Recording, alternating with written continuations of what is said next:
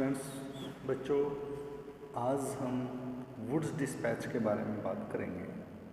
Would का घोषणा पत्र 1854 1854 में वुड में अपना घोषणा पत्र तैयार किया। इसके पहले हम देख लेते हैं कि क्या क्या जो एडम रिपोर्ट है, जो मैकालेज मिनट है, इनमें कितने कितने सुधार और जिन्होंने अंग्रेजी भाषा को शिक्षा का माध्यम बनाने की बात कही। अब 1853 तक भी भारत में जो शैक्षिक स्थिति थी वो बिल्कुल सही नहीं थी। इससे पहले कई जो 1813 की हम बात करते हैं, 1835 की बात करते हैं, फिर 1835 से 38 की बात करते हैं, इनमें जितने भी आयोग आए वो सब केवल या तो कागज़ों में दबकर रह गए या फिर विशेष इम्प्लीमेंट नहीं हुआ, क्योंकि ब्रिटिश कंपनी ने भारत में शिक्षा व्यवस्था पर खर्च करने के बारे में नहीं सोचा, या वो शिक्षा व्यवस्था पर खर्च नहीं करना चाहते थे। जहाँ पर अच्छे अध्यापक नहीं होंगे, जहाँ पर अच्छे स्कूल्स नहीं होंगे, तो वहाँ पर शिक्षा व्यवस्था किस प्रकार सुधर सकती है, क्योंकि कंपनी केवल अपने व्यापारिक मुद्दों से ही भारत में चल रही थी। शिक्षा व्यवस्था की जिम्मेवारी उन्होंने नहीं ली थी। तो 1853 में से पहले भारत के वैसे तो प्रत्येक क्षेत्र में ही बड़ी दुर्दशा थी। ऐसी स्थिति में शिक्षा में सुधार करना बड़ा एक कठिन सा कार्य था, लेकिन फिर भी समय समय पर जो समितियां हैं वो गठित होती रही, समय समय पर शिक्षा व्यवस्था पर विचार होते रहे, और उन विचारों में जो वुड्स का अपना घोषणा पत्र है, वुड्स का डिस्पैच है, ये अपना महत्वपूर्ण स्थान रखता है। वुड के घोषणा पत्र में ये स्वीकार किया गया कि अनेक महत्वपूर्ण विषयों में कोई भी क्षेत्र इतना व्यापक नहीं या इतना आकर्षण नहीं पैदा करता जितना कि शिक्षा करती है। हमारा कर्तव्य है कि हम समस्त उपलब्ध साधनों को भारतीय लोगों को अपने संपर्क का ज्ञान प्रदान करें, या अपना जितना ब्रिटिश साहित्य में जो ज्ञान है वो प्रदान करें, जिससे कि शिक्षा के क्षेत्र में भौतिक और नैतिक गुणों की उन्नति हो सके। और इस दृष्टि से वुड्स ने अपना घोषणा पत्र तैयार किया, जिसमें भारतीय लोगों को अंग्रेजी ज्ञान वरदान से परिपूर्ण करना था, परिचित करना था। भारतीयों को शिक्षा देकर उनके उच्च बौद्धिक और नैतिक मूल्यों को उन्नत करना था, विकसित करना था, जिससे कि वो अधिक विश्वासी सिद्ध हो सके। भारत में कंपनी के कार्यालयों के लिए जो निपुणता थी उसको विकसित करना, जिससे कि रोजगार, श्रम और पूंजी आदि शब्दों से भारतीय परिचित हो सकें और श्रमिकों की उचित आपूर्ति भी हो सके। भारतीय साहित्य को पाश्चात्य दर्शन और शिक्षा शास्त्र से सुसज्जित करना, जोड़ना, और भारत में परिमार्जित कला, विज्ञान, दर्शन तथा यूरोपियन साहित्य का प्रचार व प्रसार करना, ये उनके कुछ मुख्य उद्देश्य रहे। अब वुड के घोषणा पत्र 1854 की हम कुछ रिकमेंडेशंस, कुछ संस्तुतियों की बात करते हैं, जो सिफारिशें हैं उनकी बात करते हैं, क्योंकि वुड ने अपना जो घोषणा पत्र था ये 100 अनुच्छेदों में प्रस्तुत किया। इसमें शिक्षा के सभी महत्वपूर्ण पक्षों पर विचार किया गया, विस्तार से चर्चा की गई। तो इस प्रकार से वुड की जो महत्वपूर्ण जो घोषणाएं थी उनके बारे में अब हम चर्चा करते हैं। सबसे पहले था शैक्षणिक या शैक्षिक उत्तरदायित्व। वुड ने ये बात स्पष्ट तौर पर स्वीकार की कि भारतीयों को शिक्षा देना, शिक्षा की व्यवस्था करना ये सरकार का दायित्व बनता है, इस बात से नकारा नहीं जा सकता। ये सरकार की जिम्मेवारी बनती है कि वो भारतीयों को अधिक से अधिक शिक्षा प्रदान करे और इसके अनुसार ब्रिटिश सरकार को ये आभास भी हुआ कि अब भारत में शिक्षा व्यवस्था को अधिक समय तक अनदेखा नहीं किया जा सकता, इसलिए कंपनी ने शिक्षा के उत्तरदायित्व को संभाला। शिक्षा के उद्देश्य। शिक्षा का उद्देश्य ब्रिटिश शासन सत्ता को ध्यान में रखते हुए निर्धारित किए गए। उनके अनुसार शिक्षा का उद्देश्य भारतीयों को बौद्धिक और नैतिक स्तर पर उन्नत करना, भारतीयों में नैतिक गुणों का विकास करना था। इसके अतिरिक्त घोषणा पत्र में ये भी बात कही गई कि शिक्षा के माध्यम के से ही उचित जो कर्मचारी हैं वो पैदा किए जा सकते हैं, तो जो कंपनी के लिए वफादार और कारगर साबित होंगे। शिक्षा के पाठ्यक्रम का जिक्र करते हुए डिस्पैच में कहा गया है कि कंपनी को जो देसी भाषाएं हैं, चाहे वो संस्कृत है, अरबी है, फारसी है, जो मूल भाषाएं हैं, उनके माध्यम को पहचाना जाना चाहिए और जो क्षेत्रीय भाषाएं हैं वही किसी भी व्यक्ति के व्यक्तित्व के विकास में महत्वपूर्ण भूमिका निभाती हैं। तो निसंदेह घोषणा पत्र मैकाले मिनट से सहमति प्रकट करता है। विज्ञान और दर्शन की वो प्रणाली को भारत में लागू करना चाहता है और शिक्षा का माध्यम अंग्रेजी भाषा को ही बनाना चाहता है। यानी पाठ्यक्रम ऐसे हों जिनमें जो पूर्वी साहित्य है उसमें भी कुछ सुधार किया जाए, तुच्छ व हीन जो साहित्य है वो भारतीयों को ना पढ़ाया जाए। इनके पाठ्यक्रम में उच्च कला, विज्ञान, यूरोप का दर्शन और साहित्य को सम्मिलित किया जाना चाहिए। शिक्षा के माध्यम का जिक्र करते हुए डिस्पैच में कहा गया है कि शिक्षा का माध्यम अंग्रेजी होना चाहिए, क्योंकि अन्य मूल भाषाओं में या देसी भाषाओं में पुस्तकों की या साहित्य की बड़ी कमी है। अंग्रेजी शिक्षा केवल उन्हें ही प्रदान की जाए जो इसकी थोड़ी बहुत कुछ समझ रखते हों। साधारण लोगों के लिए शिक्षा का माध्यम क्षेत्रीय भाषा ही बनाया जा सकता है। क्षेत्रीय भाषाओं से भाव संस्कृत, अरबी, फारसी आदि भाषाओं से था।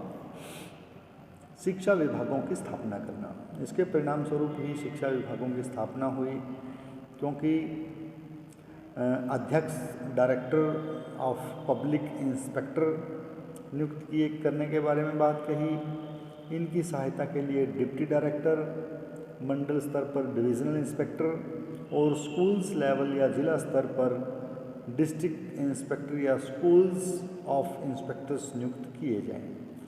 यानी डीपीआई का उत्तरदायित्व होगा कि वो विद्यालयों की जो वार्षिक रिपोर्ट है वो सरकार को भेजे।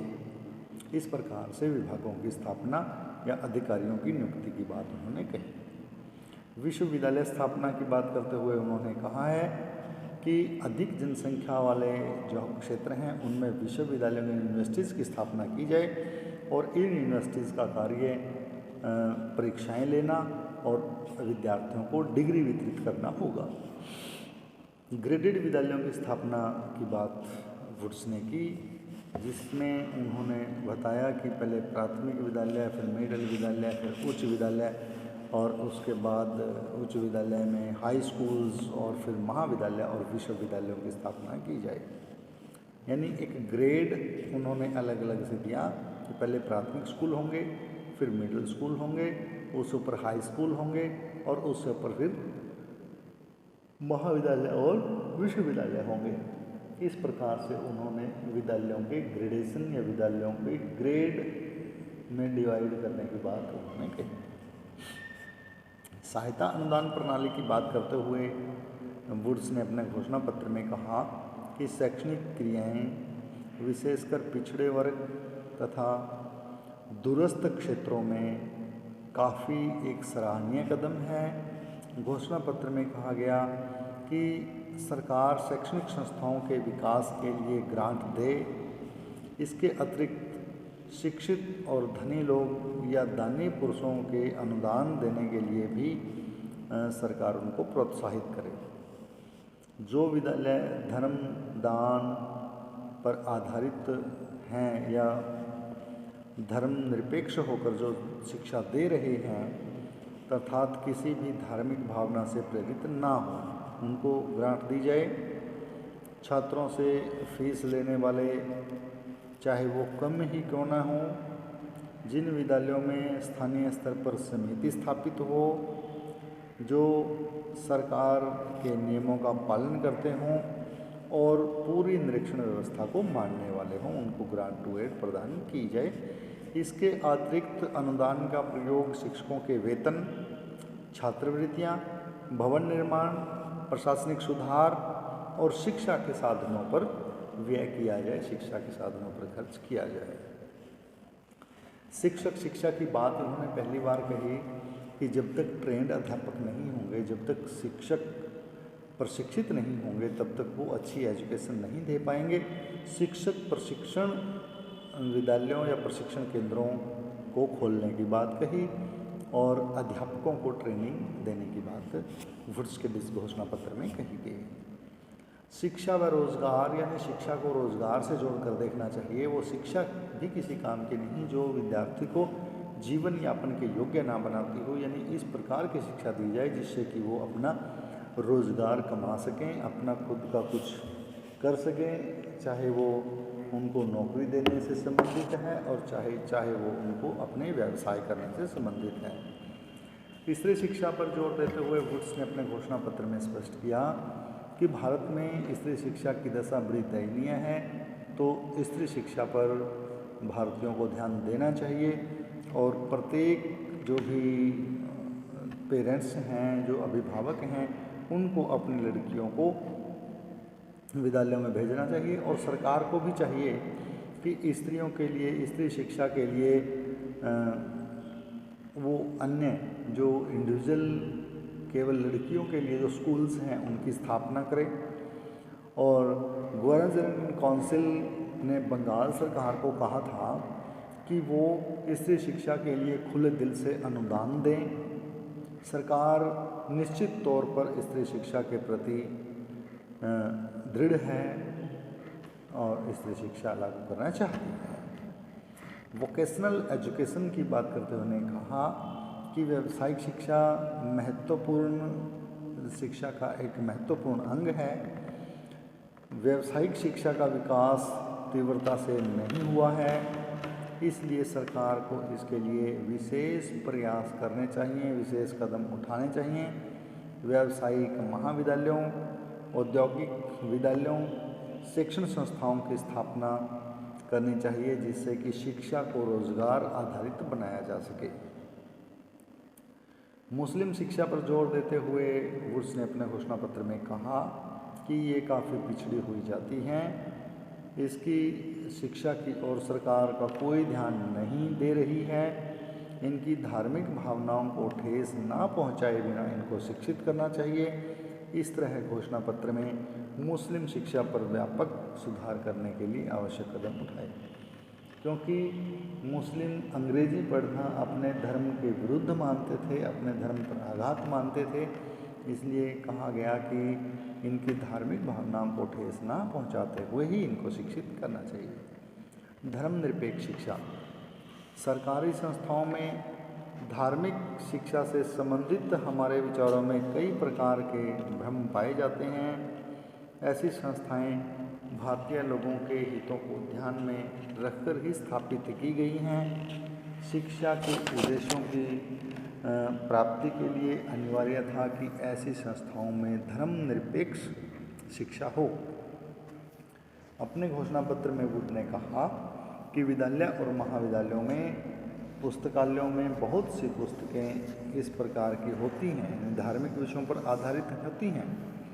छात्र वो उसे अपने अध्ययन की रुचि के अनुसार ही, अपनी रुचि के अनुसार ही उनका अध्ययन करें, उन पर किसी प्रकार की धार्मिक शिक्षा का दबाव ना हो। भारतीय भाषाओं में पुस्तकें छपवाने की बात उन्होंने अपने घोषणा पत्र में कही और साधारण स्तर पर शिक्षा का प्रचार और प्रसार करते हुए उन्होंने कहा कि विद्यालयों की संख्या में वृद्धि करके जन साधारण तक शिक्षा को पहुंचाया जाए, स्वदेशी प्राथमिक शिक्षा को आधार बनाया जाए, जिससे कि भविष्य में अच्छी शिक्षा प्रदान की जा सके या भविष्य का आधार शिक्षा को निर्धारित किया जा सके।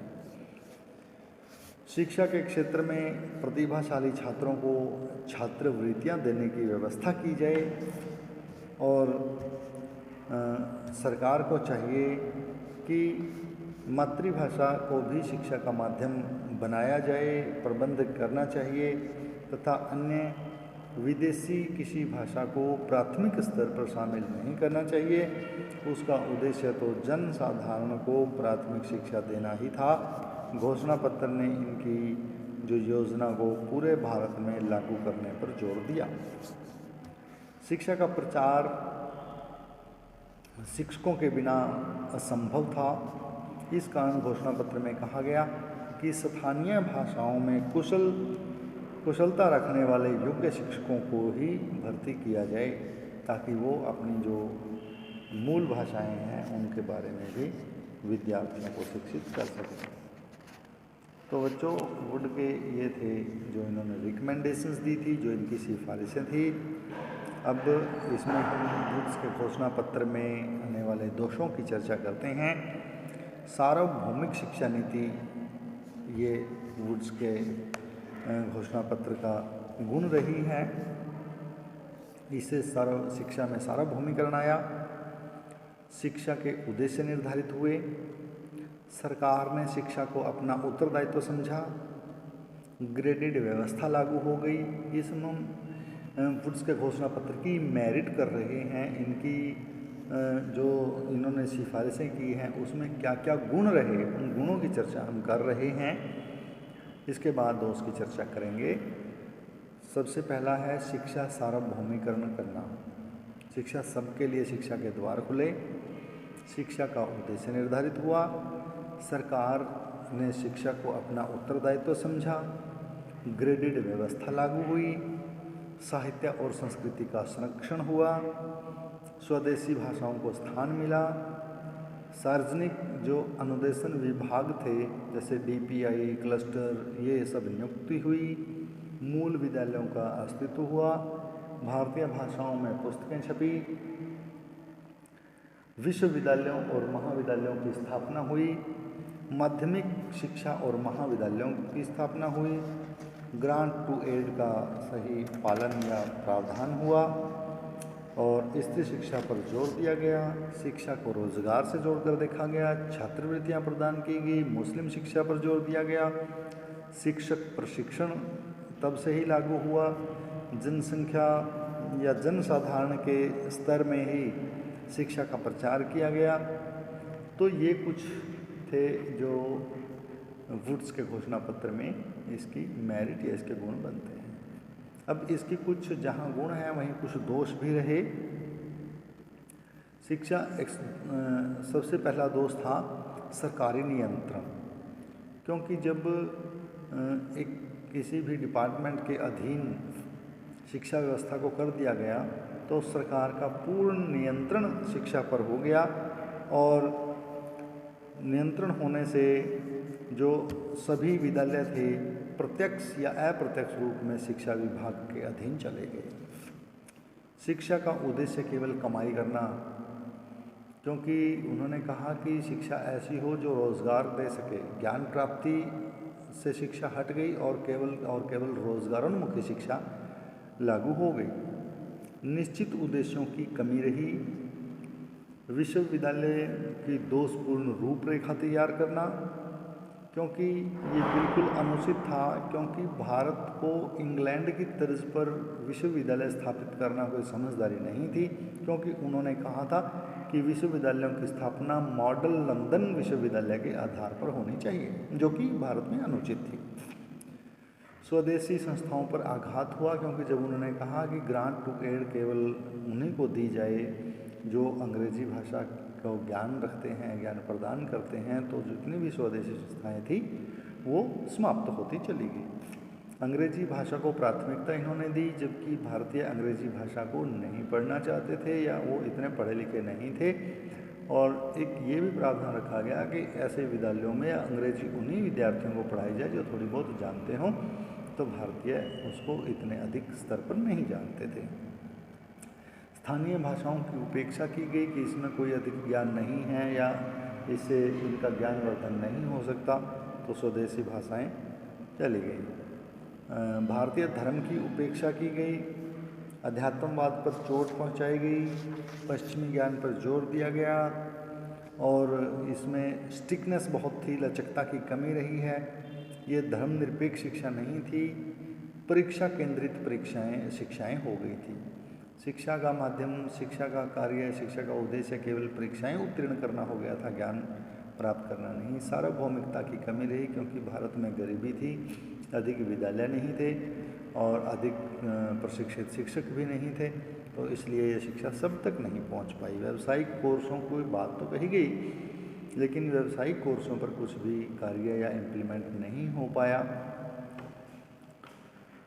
नए वर्ग की उत्पत्ति हो गई, उच्च वर्ग और निम्न वर्ग दो भागों में भारत जो है वो विभाजित तो हो गया। इस प्रकार से बच्चों ये वुड के घोषणा पत्र के हमने गुण और दोष किए हैं। कल हम किसी दूसरे टॉपिक पर चर्चा करेंगे। आज के लिए इतना ही। धन्यवाद।